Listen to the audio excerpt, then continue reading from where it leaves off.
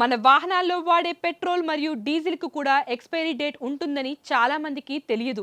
నిజానికి డీజిల్ లేదా పెట్రోల్ వాడకానికి ఒక నిర్దిష్ట జీవనకాలం ఉంటుందని నిపుణులు చెబుతున్నారు.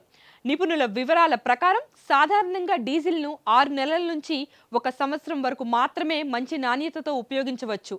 ఈ కాలం దాటిన తర్వాత డీజిల్ నాణ్యత క్రమంగా తగ్గడం ప్రారంభమవుతుంది. డీజిల్ను ఎక్కువ కాలం నిల్వ చేస్తే గాలిలోని తేమ దానిలోకి ప్రవేశించి బ్యాక్టీరియా మరియు ఫంగస్ పెరుగుతాయి. ఇవి ఇంధనాన్ని కలుషితం చేసి వాహనానికి నష్టం కలిగించే పరిస్థితిని సృష్టిస్తాయి అని హెచ్చరిస్తున్నారు. ఇక పెట్రోల్ డీజిల్ కంటే చాలా వేగంగా ఆవిరైపోతుందని మరియు ఆక్సీకరణకు కూడా లోనవుతుందని నిపుణులు చెబుతున్నారు.